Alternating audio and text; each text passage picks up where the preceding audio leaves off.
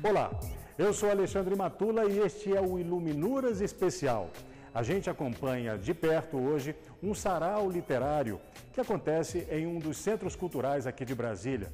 E a gente acompanha esse sarau literário na companhia do cronista e poeta gaúcho Fabrício Carpinejar. Ele é ganhador do prêmio Jabuti em 2009 na categoria Crônicas e Contos. Você vai conhecer um sarau bem diferente, interativo e performático. E é lógico, vai saber um pouco mais sobre o novo livro do Fabrício Carpinejar, o primeiro depois de uma pausa de 8 anos. O livro Todas as Mulheres é o seu primeiro de poesia desde que você publicou Meu Filho, Minha Filha em 2007.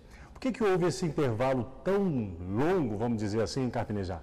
Eu acho que foi um processo de exigência, de maturação, depuração.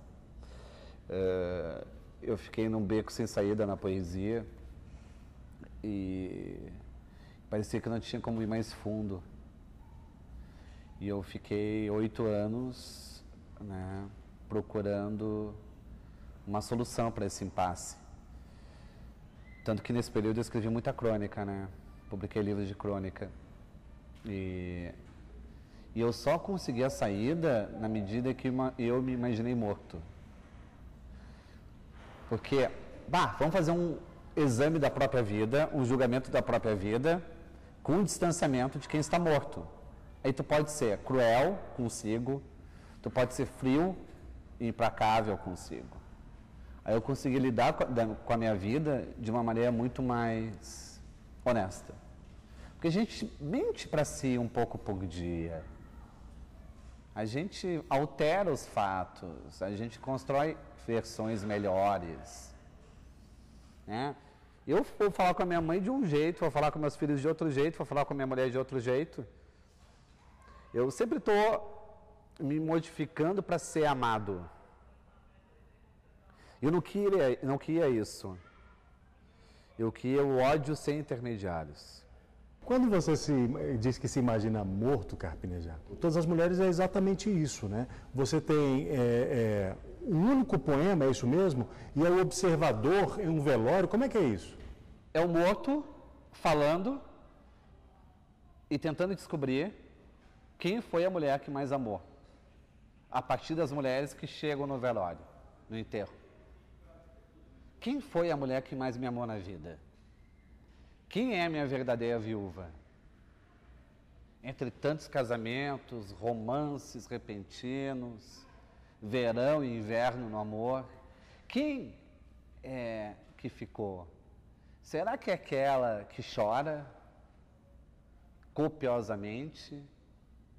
Ou aquela que me ofende por ter partido mais cedo? Quem é a mulher? É aquela que foi para o meu enterro, é a primeira a abraçar minha mãe, ou aquela que não quis ir, de tanta raiva que tinha? É aquela que nunca mais vai casar na vida, depois que eu morri, ou a que vai casar para tentar me esquecer? É um livro feito dessas perguntas de um morto que não tem mais como intervir na sua história. Não importa a opinião dele, não importa o sentimento da opinião dele, não importa o que ele deseja, ele está refém daquilo que os outros pensam dele. Eu acho que o livro prova que a gente não tem domínio sobre a nossa vida e a gente quer ter, e a gente entra numa espécie de ilusão de poder, de onipotência. A gente quer mandar no que os outros pensam da gente, isso é um absurdo. A gente não aceita crítica, não aceita que uma pessoa não goste da gente, parece que todo mundo é obrigado a gostar. Eu amo a oposição, eu amo a diversidade, eu amo essa sinceridade que vem da amizade mais difícil. Sabe que eu respeito quem não se entrega tão rapidamente, porque eu também não me entreguei rapidamente. Eu demorei para ser amigo de mim mesmo. Eu tive que amadurecer, envelhecer, para ir me aceitando. E eu nunca quis que a minha aceitação fosse preguiça, porque tem muita gente que se aceita por preguiça. Simplesmente, né? Simplesmente, eu queria me aceitar por conquista, sabe? O fato de saber quem tu é e respeitar os próprios limites. Carpinejar, a sua poesia, essa sua retomada, ela é marcada por um texto diferente, quer dizer, você opta por fazer uma poesia só. É porque você tinha muito a dizer sobre isso que você está falando para a gente aqui agora? Eu penso que a vida tem capítulos, mas a morte não. A morte é interminável, é infinita. Então não tinha como separar a minha morte. É um fluxo de consciência. E o pior da morte é que tu perde não a memória, né? Tu perde a imaginação. A imaginação é a memória dos vivos. Eu não posso mais acrescentar nada daquilo que eu vivi. Eu não posso superfaturar minhas lembranças. O que foi, foi. Né? O que foi, foi. Imagina que horror morrer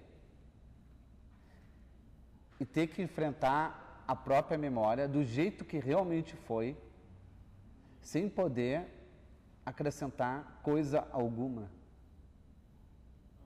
Aí eu penso que muitas lembranças que vão vir à tona quando eu morrer serão inéditas para mim, que é um paradoxo.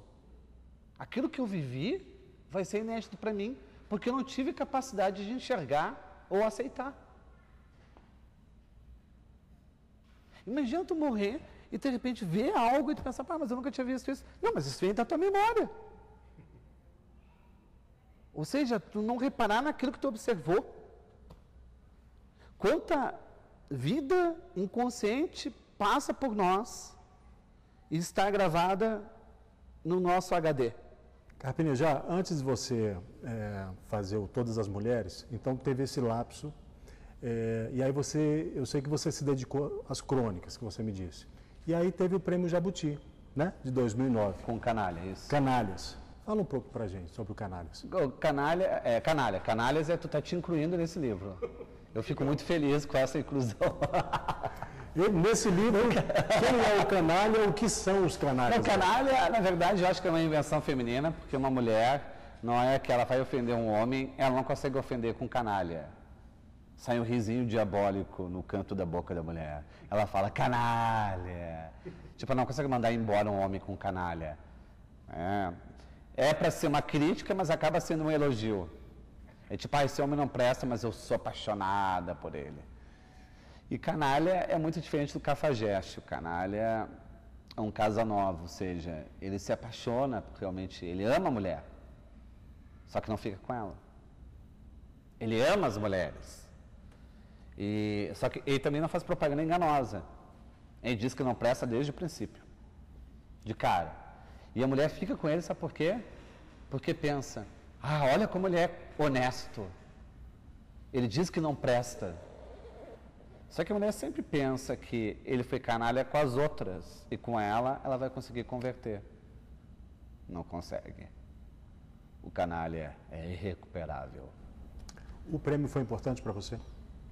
O Jabuti? Eu acho que o prêmio é uma confirmação, é importante. Eu gosto de prêmio. Carpinejar, a gente estava falando das suas obras, dos seus livros, e aí eu quero te perguntar agora, você está em Brasília, gosta de Brasília? Gosto de Brasília, minha filha, que hoje tem 21 anos, morou 3 anos aqui em Brasília.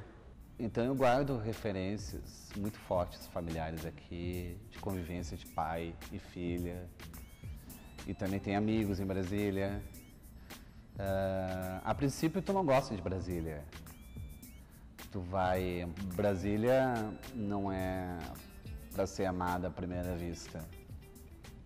Tu tem que entrar na cidade, tem que sentir o desenho, tem que se habituar. É um amor que vem primeiro do susto. Acho que Brasília é isso. E que susto é esse? O susto que é muito diferente de qualquer outra cidade. Como cidade, como capital, é muito diferente. A disposição espacial, o desenho dos prédios, né? Até o clima é diferente, por mais próximo que seja de Goiás é diferente. As árvores, elas são diferentes, ela tem uma floração diferente. Então, não é fácil amar Brasília, né? Eu gosto, eu me sinto bem aqui. Bom, e essa proposta de aproximar poeta, poesia, público, né? Essa proposta do sarau. Eu acho muito importante, primeiro, porque todo mundo fala que criança não gosta de poesia, né? Que a poesia é chata. Pô, criança adora poesia. Soletrar, rimar, sabe? A poesia é essa molecagem com as palavras, essa infância desmedida. Parou! Pintou poesia! A estrada em frente vai seguindo, deixando a porta onde começa. Agora longe já vai indo, devo seguir, nada me impeça. E esse projeto, por exemplo, Pipocando Poesia, ele traz isso, traz a possibilidade familiar de conviver com a linguagem. Né? Vem o pai, vem a criança, vem brincar, escuta versos, escuta um poeta falando sobre a sua obra, sem solenidade, numa tarde de sábado, tudo ajuda, um sol daqueles. Não tem como não sair de um evento desses sem vontade de ler. Para você, existe essa troca do poeta com o público com o poeta? Existe uma troca ou não, Carpinejar? Eu não troco, eu dou. É uma doação. Eu acho que é uma doação dos dois, né? E também porque uma coisa é ler o livro em silêncio, outra coisa é ter a possibilidade de ler o livro com o autor, perguntando para o autor. Sabe? Tem aquela pergunta que poderia morrer na curiosidade do sono e ela pode ser despertada num debate.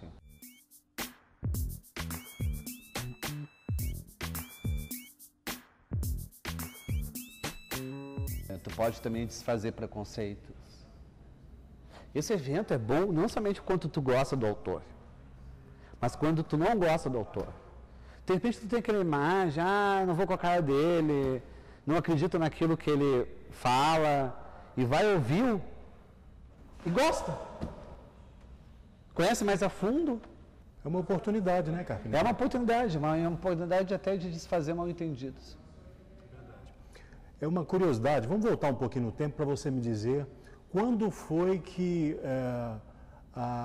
escrever, ser um escritor, aconteceu na sua vida, Carpinejar?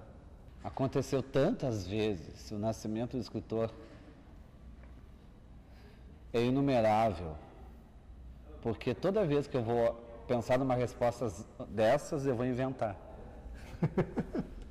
Só o escritor inventa. Ser escritor é me defender, defendendo os outros. Eu acho que a gente só aprende a se respeitar, respeitando os outros. Somos o espelho dos outros. Eu acho que o escritor é isso. E eu comecei a escrever muito cedo, porque minha família é de escritores, né? Meu pai e minha mãe. E eu adorava o caderninho que meu pai tinha. Meu pai, toda a leitura que ele fazia com um caderninho ao lado, onde ele anotava as palavras mais difíceis ou os pensamentos mais bonitos do livro. Aí eu esperava meu pai abandonar a leitura para ficar lendo o seu caderninho.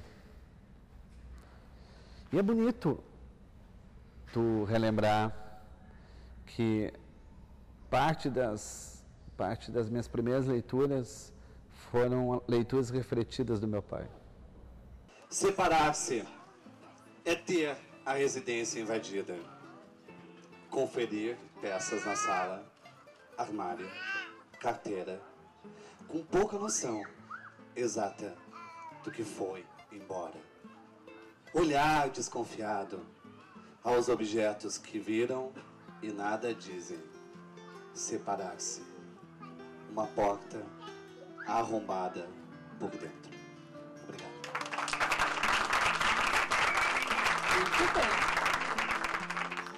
A gente vai para o intervalo agora, mas volta daqui a pouco para continuar essa nossa conversa com o Fabrício Carpinejar.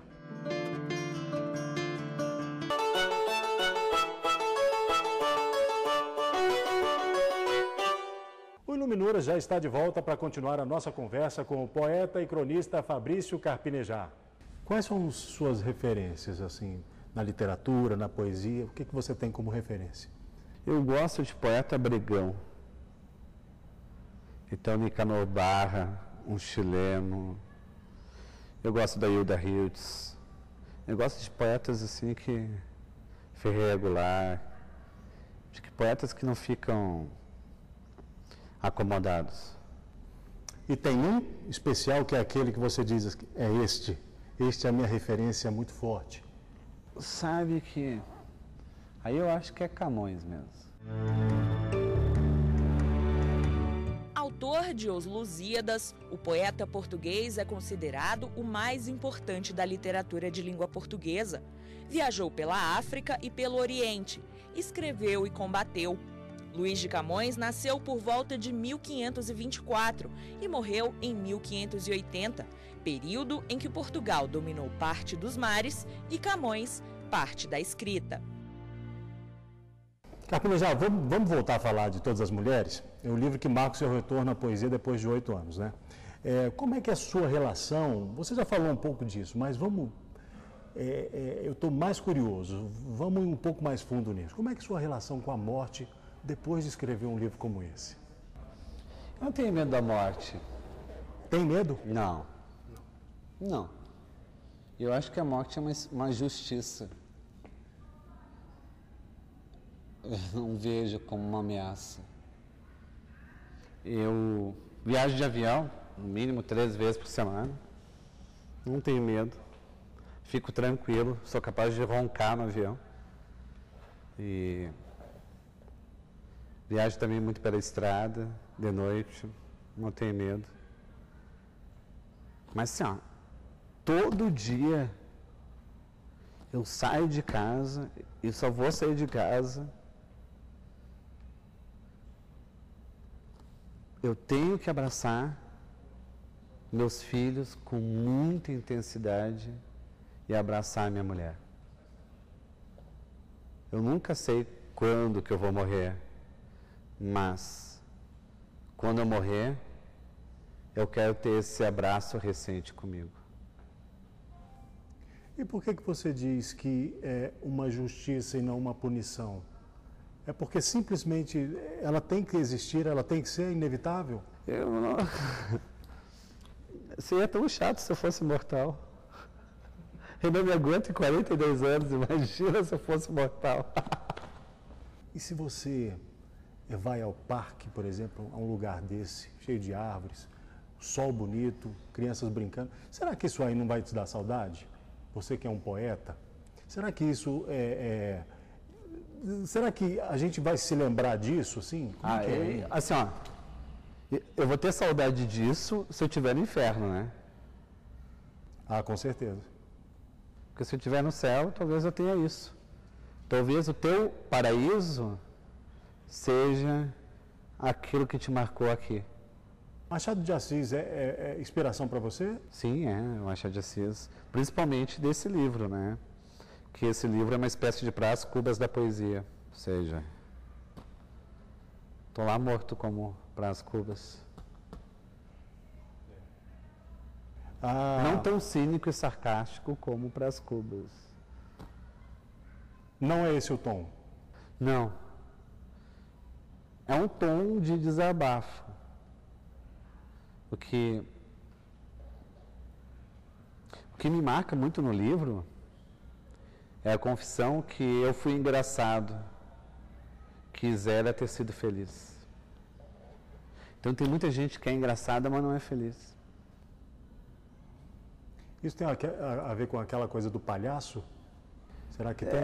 Quem conta piada, quem é muito, sabe, alegre, sabe, vive rindo, de repente não é feliz. Ser engraçado não é a mesma coisa que ser feliz. A felicidade pode ser discreta, invisível, contida. A felicidade, de repente, e acho que a felicidade não vem numa gargalhada. A verdadeira felicidade vem no suspiro. Você acha que a crônica, a poesia, Carpinejar, elas vêm mudando ou mudaram com essas novas tecnologias, internet, redes sociais? O poeta está mais perto do público, o público do poeta, ou não tem nada a ver isso? O poeta sempre foi midiático, desde os aedos gregos. O poeta sempre foi o tradutor do que as pessoas sentem. Sempre foi. E continua sendo. As novas mídias, que é Instagram, que é as redes sociais ali, o Twitter, o Facebook, eu não duvido que não sejam derivações da poesia. Se há um terrorista no mundo assim, de linguagem, de produção, de adaptação aos novos tempos, sempre é poesia. A poesia sempre vai ser pioneira, né? Eu acho que a gente está moldado ao verso. A gente nem se dá conta. Nem se dá conta, né? Obrigado, Carpinejar. É isso, foi uma honra. Obrigado, Carpinejar. Muito obrigado a você que ficou conosco e acompanhou essa edição especial do Iluminuras. Se você quiser rever este e outros programas, é só acessar o portal da TV Justiça, tvjustiça.jus.br. Tchau!